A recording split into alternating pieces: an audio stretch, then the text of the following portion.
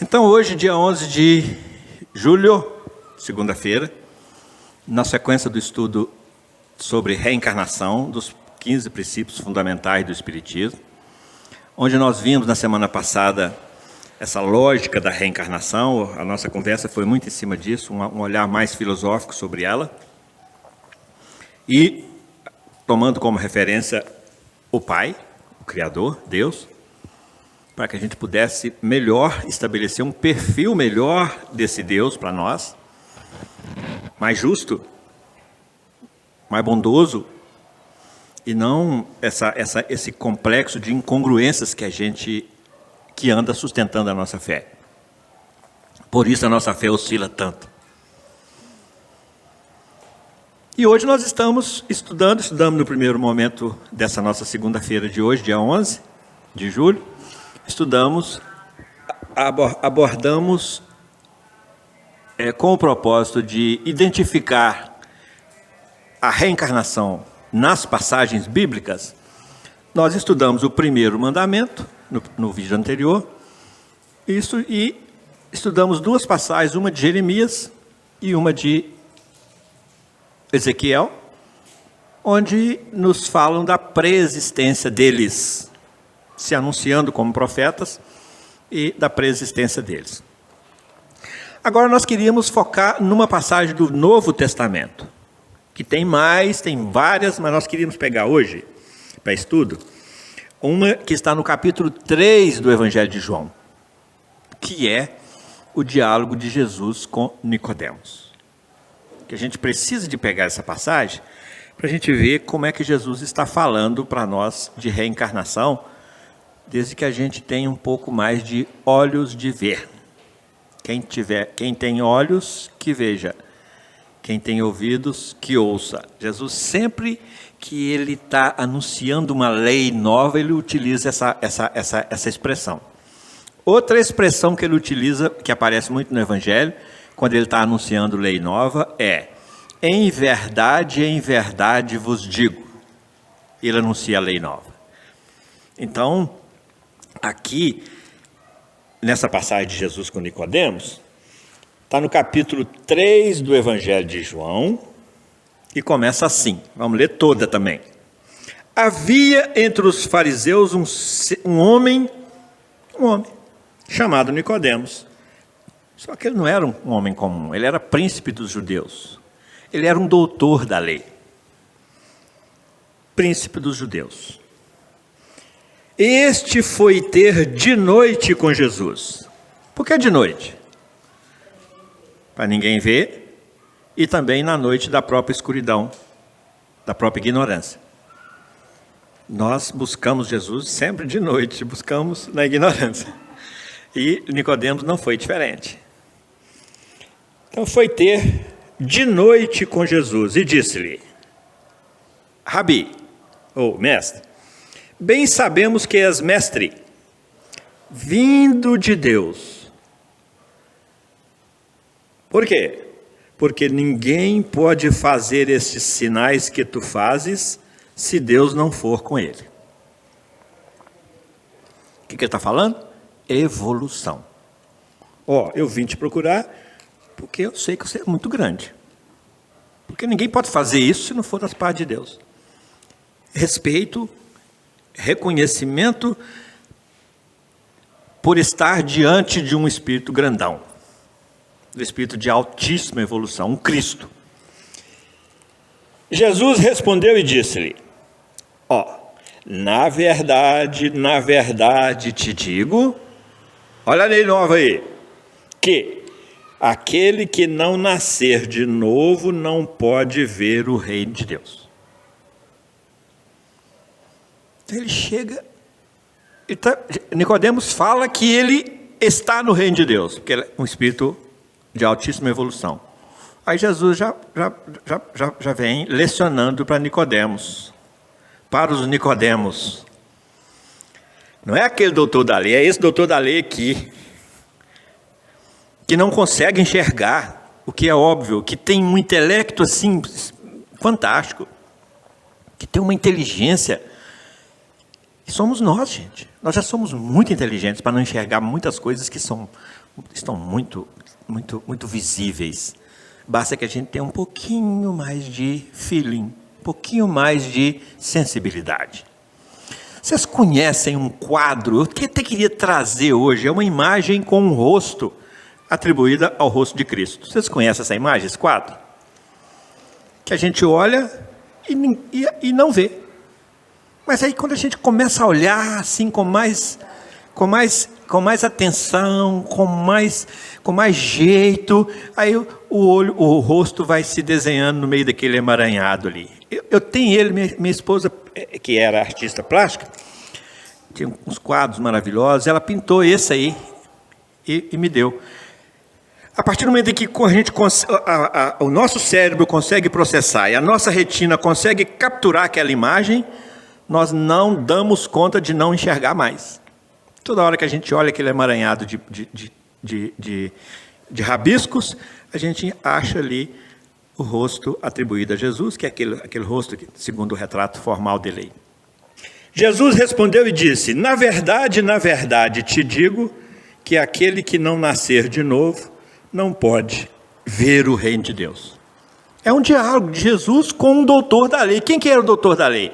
Era aquele que tinha sob a sua responsabilidade ensinar as Escrituras para o povo.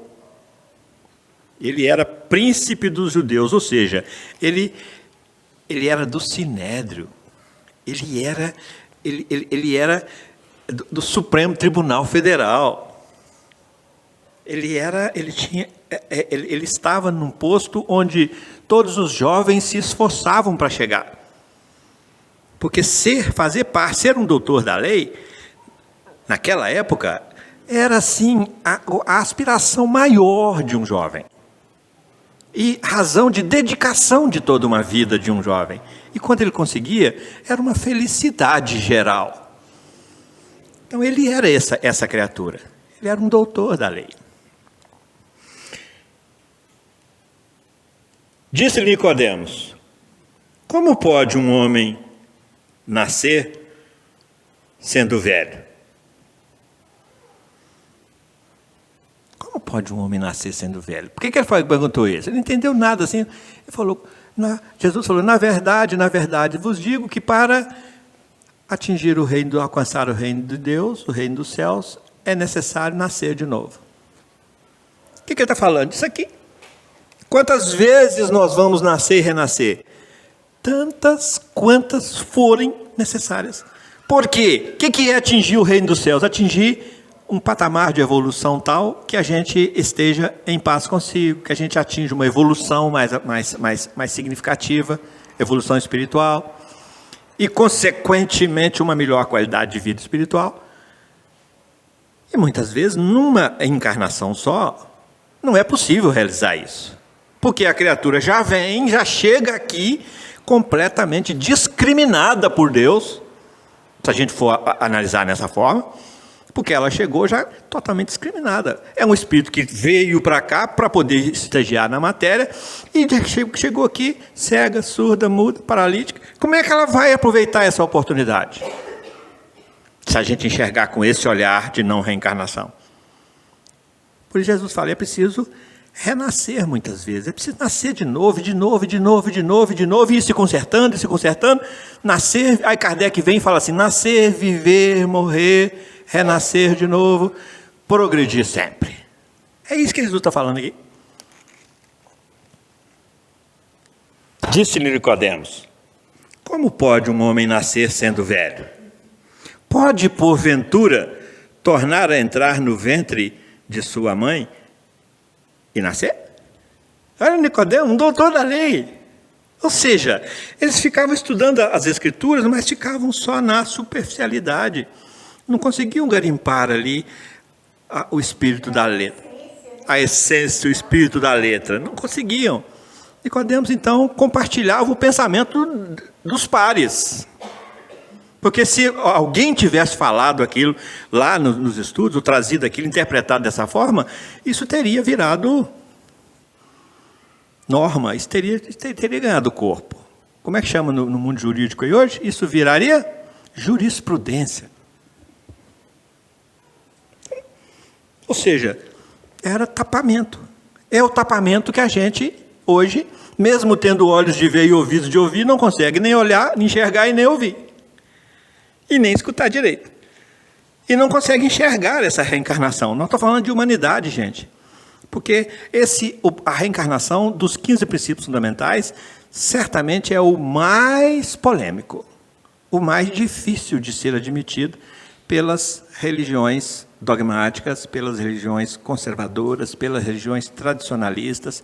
O que caracteriza o farisaísmo? Que está lá na introdução do Evangelho segundo o Espiritismo, quando Kardec vem caracterizar os fariseus. A resistência ao novo. Kardec coloca lá. Carregados de orgulho e de egoísmo, detestam o novo.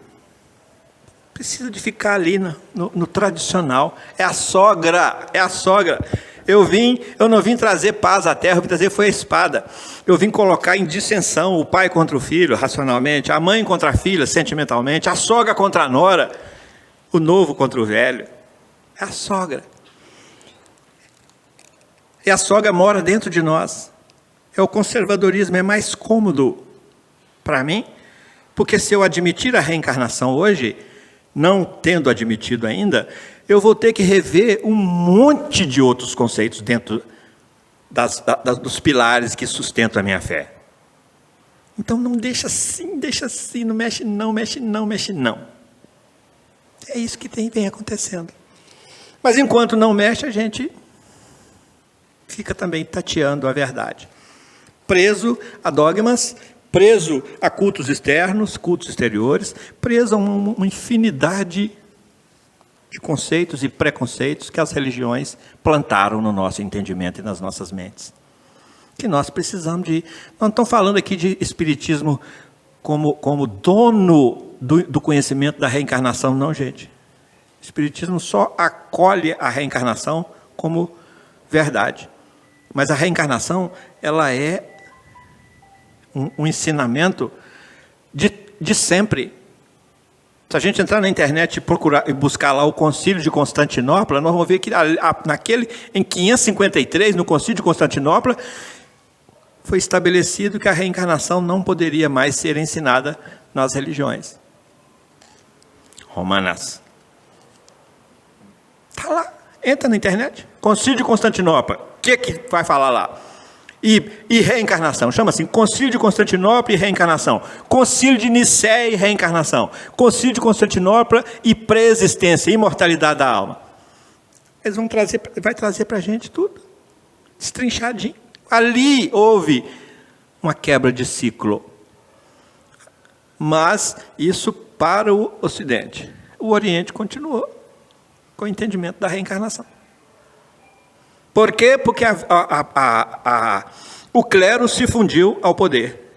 O clero e o poder se juntaram, e aí, de repente, um conhecimento que é fundamental para sustentar a nossa própria crença, de repente, numa canetada, não se pode ensinar isso mais nas religiões.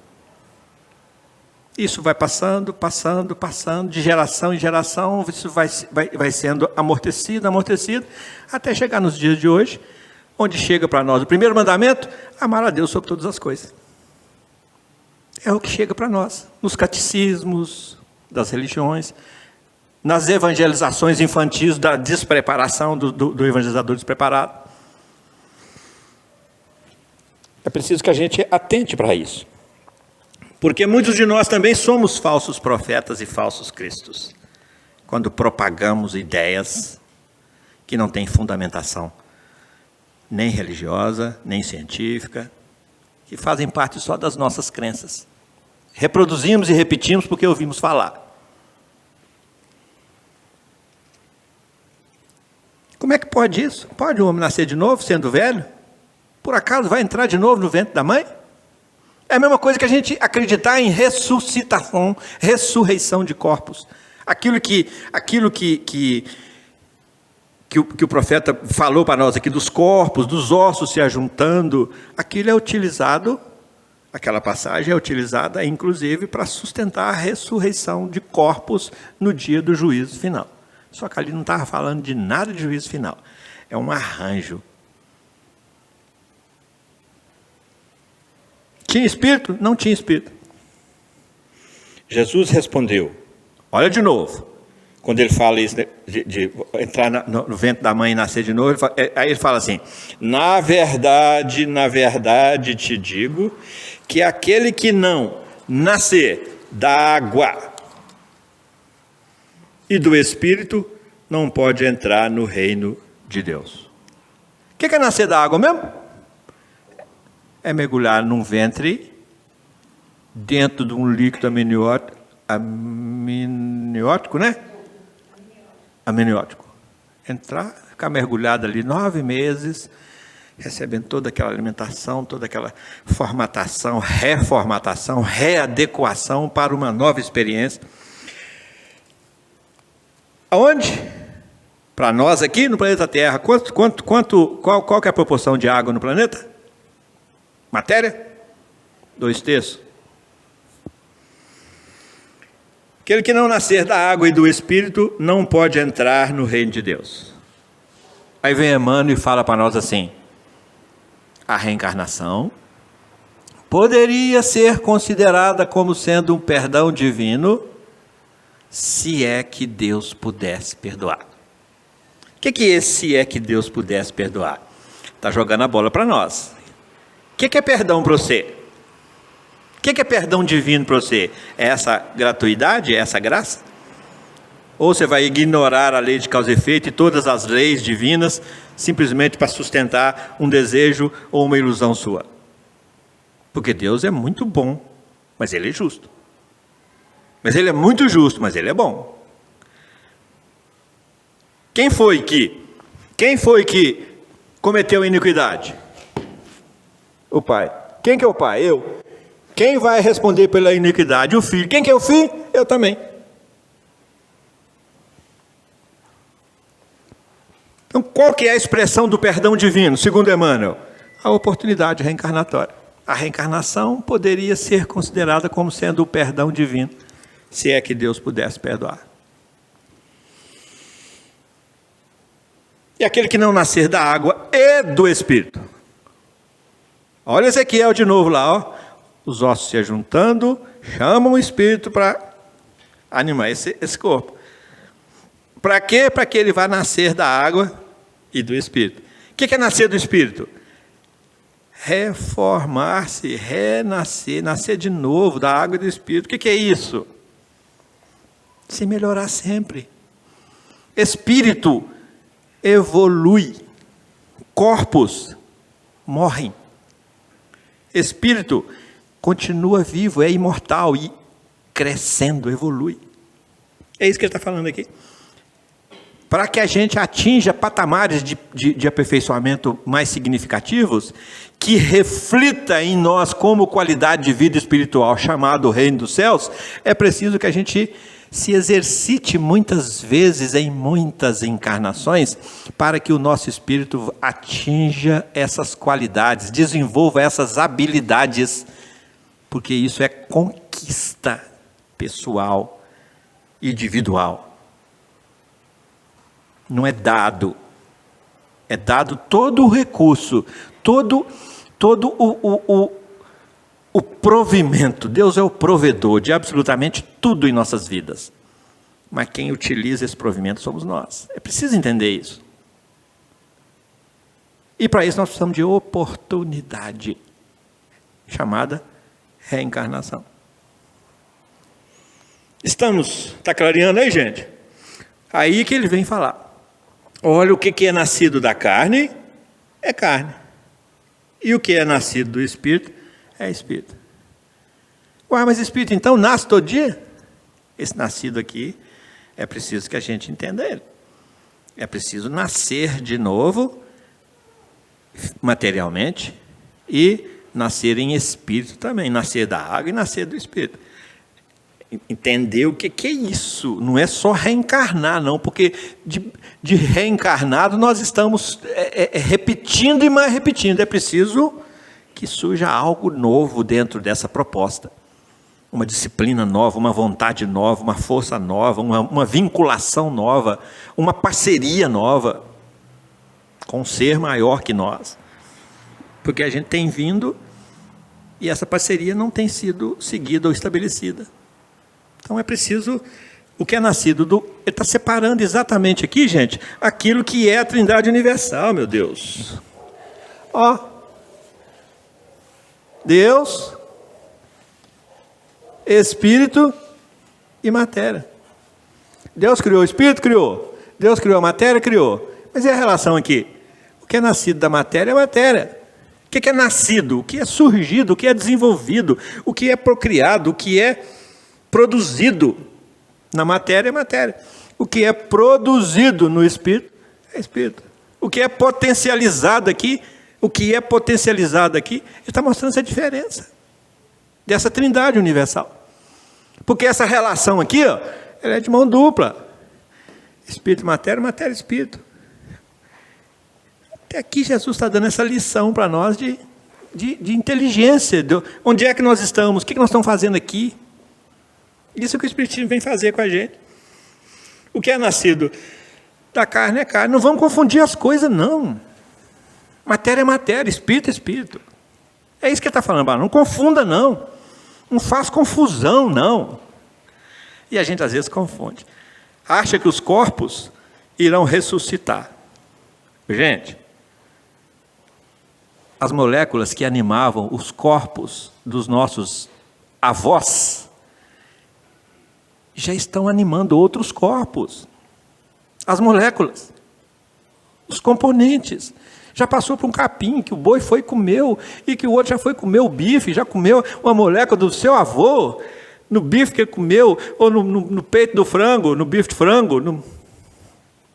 Entender isso é da natureza, é disso que ele está falando. Matéria é matéria, espírito é espírito. Não vamos confundir as coisas. Por quê? Por que nós teríamos que ser enterrado e depois ressuscitar, juntar os ossos, juntar tudo? E isso é contrário às leis da natureza. Terceira parte do Livro dos Espíritos fala para nós das leis naturais. E as leis naturais regem as coisas espirituais e as coisas materiais. São leis divinas que compõem a natureza. As leis naturais ou divinas regem as coisas materiais. Quem que estuda essas coisas materiais regidas pelas leis divinas? A ciência. Quem que estuda essa daqui? A ciência espírita. Espiritismo. Chamando de espiritismo aqui, tudo que engloba a legislação espiritual. Que aparece na terceira parte do Livro dos Espíritos. Está falando aqui é disso. Então por que eu vou ter que contrariar um universo, um montante de leis que regem a matéria só para satisfazer um entendimento meu de que de uma passagem da Bíblia em que eu acreditei que vai haver um juízo final e que para eu participar desse juízo final eu preciso de um corpo. Então eu preciso ressuscitar. Isso aí desmanchou todo o entendimento da encarnação, da reencarnação. Quem é que vai estar diante do juízo? É o meu corpo ou é a minha mente? São umas incoerências que a gente vive sustentando pela vida fora. Aí ele fala: não te maravilhes de ter te dito, necessário vos é nascer de novo.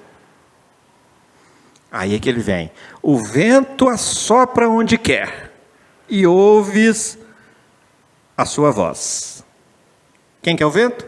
Assopra onde quer? Espírito. E ouve a sua voz. Mas não sabes de onde vem, nem para onde vai. A gente sabe de onde é que a gente veio? Está claro na nossa mente, na nossa consciência? A gente sabe para onde é que nós vamos? Mas nós sabemos que nós estamos aqui. Ouvimos a nossa voz, ouvimos as nossas ações, vemos, assistimos às nossas ações. É disso que ele está falando. Nem para onde vai. Assim é todo aquele que é nascido do Espírito. Assim é todo aquele que é nascido do Espírito. Assim é, o que é todo aquele que é nascido do Espírito? Todo o entendimento nascido da análise, da compreensão das leis espirituais. Está embolando a cabeça, não está? Tá jogando pó de mico na gente, né? Dando comichão, dando coceira, dando cócega na gente. É para isso que a gente para estudar. Não é para acessar verdades absolutas. Não. Vamos pegando as ideias e vamos processando elas dentro da nossa mente. Vamos buscando a nossa própria lógica. A reencarnação é lógica. É coerência. O vento assopra onde quer e ouves a sua voz, mas não sabes de onde vem nem para onde vai. Assim é todo aquele que é nascido do Espírito. Nicodemos respondeu e disse: como pode ser isso? Ele não estava entendendo nada, é igual nós. Os Nicodemos somos nós, humanidade. Como pode ser isso? Jesus respondeu e disse-lhe: tu és mestre de Israel e não sabes isso? Quem que é mestre de Israel aqui? Nós. Nos arvoramos em donos da verdade, em absolutos. Ele está falando para nós. E não sabemos isso? Ficamos recitando Bíblias, decorando versículos e não sabemos disso? Conhecemos a história toda da Bíblia e não sabemos disso? Não pegamos a essência, que é a chave de tudo? É isso que Jesus está falando para nós.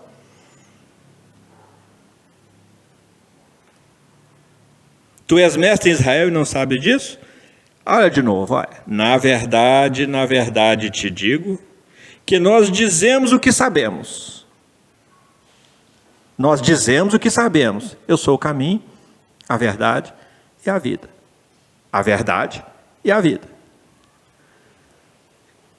Ele é o nosso modelo e o nosso guia.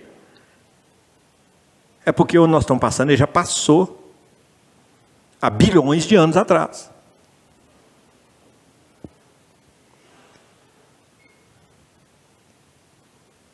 Nós dizemos o que sabemos e testificamos o que vimos.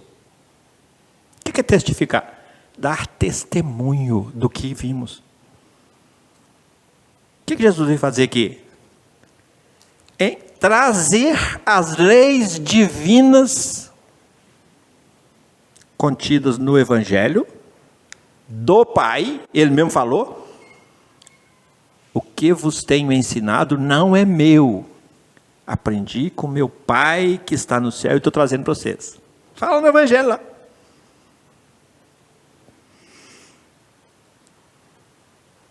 E testificamos o que vimos, e não aceitas o nosso testemunho. O que ele está falando? Você está lendo o Evangelho todo dia, você está escrafunchando a Bíblia, e lá eu estou te falando do que eu vejo, do que eu sinto, do que eu sei, do que eu testificando para você de tudo que eu conheci nessa minha trajetória.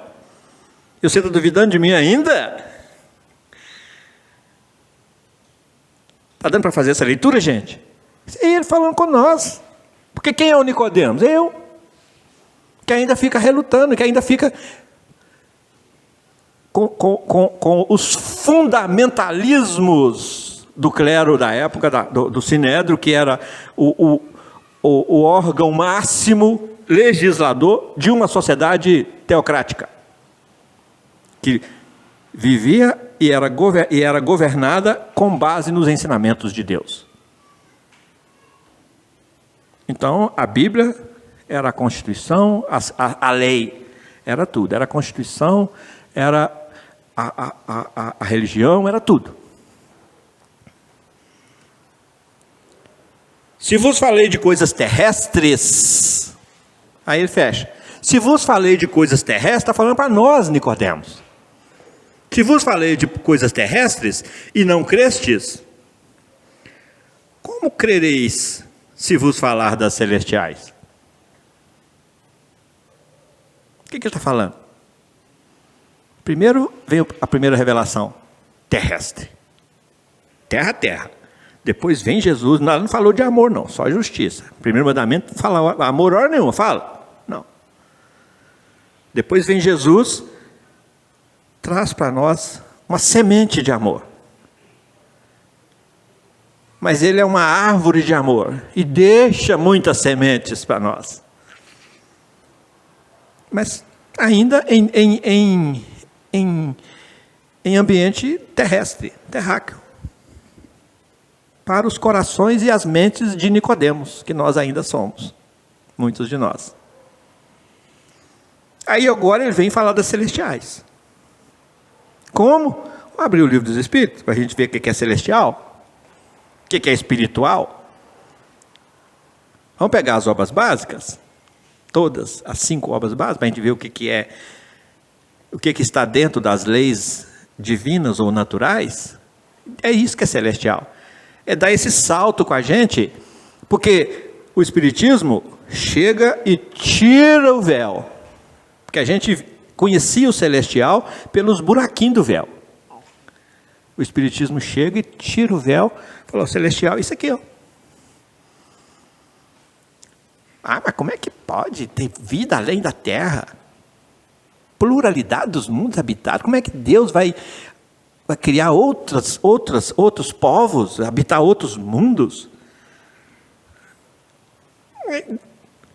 E por que então que eu tenho que ser aceito com a minha crença de que só existe vida aqui nessa terra, que é um pingo do universo?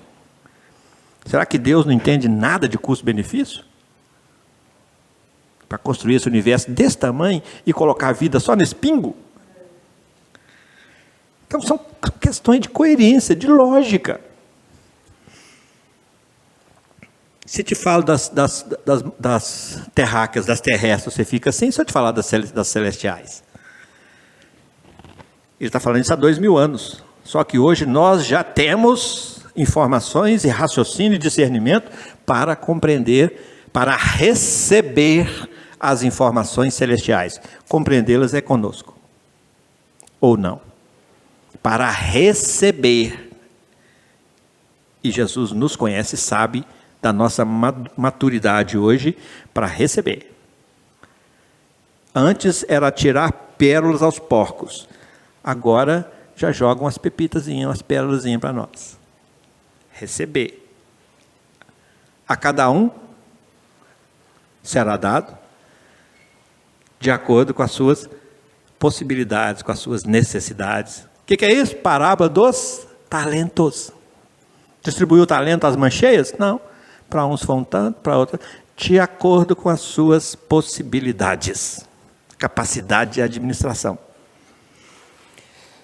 Ora, ninguém subiu ao céu, senão o que desceu do céu. Ninguém subiu ao céu, senão o que desceu ao céu. Jacó teve um sonho. E nesse sonho, ele chegou, dormiu, e nesse sonho, ele viu uma escada ligando a terra ao céu. E o trânsito de anjos, espíritos, subindo e descendo. O que é essa escada? Intercâmbio entre os dois planos da vida, inclusive solidário de ir e vir, reencarnação. Vamos pegar na Bíblia lá a escada de Jacó, na internet, para a gente ver? A escada de Jacó. Ora, ninguém subiu ao céu, senão o que desceu do céu. O Filho do Homem, que está no céu. Aqui ele está falando para nós dessa sequência, subir ao céu, descer ao céu, ou seja, esse intercâmbio contínuo que vem. Quem que é Filho do Homem? É só Jesus? Eu não sou, não? De que homem que eu sou filho? Desse aqui, ó.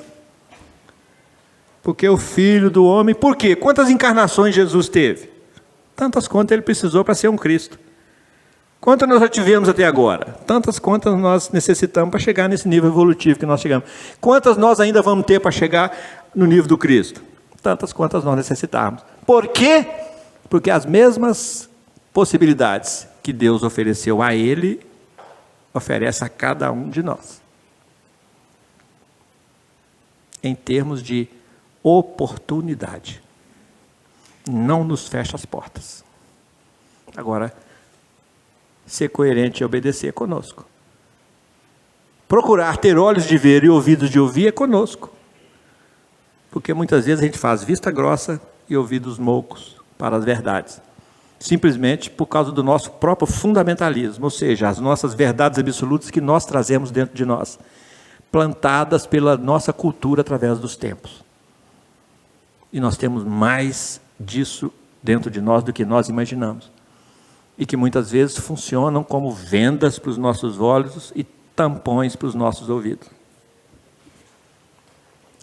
Próxima segunda-feira nós vamos continuar nesse ponto. Reencarnação na Bíblia. Nós vamos trazer Malaquias anunciando Jesus e anunciando a volta de Elias. Está lá no livro de Malaquias. Penúltimo versículo. Malaquias, como profeta, anunciando a vinda de Jesus, porque os profetas todos anunciaram. Anunciando a vinda de Jesus e anunciando a volta de Elias. E depois, lá no fenômeno da transfiguração, Jesus encontra com Moisés e Elias, os discípulos perguntam assim, ué, Jesus está aqui. Moisés apareceu. Mas Moisés era de outro tempo. Mas Malaquias e as Escrituras anunciaram que Elias ia voltar. Cadê Elias? Nós vamos estudar isso na próxima segunda. Que é exatamente reencarnação na Bíblia. Tem muito material para a gente pensar, né?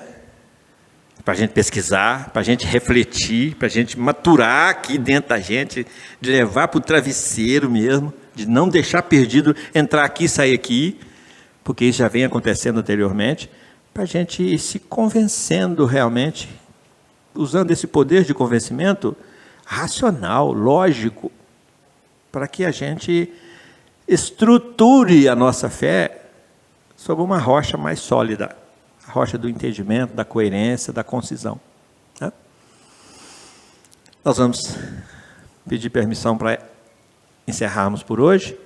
E segunda que vem, hoje 11, mais 7, 18. Dia 18, mesmo bate-local, mesma bate-hora, como mesmo bate-assunto também, né? Que será, obviamente, a reencarnação vista na Bíblia, identificada na Bíblia, percebida, encontrada, entendida na Bíblia, no Novo e no Velho Testamento. Muito boa noite a todos, muito obrigado.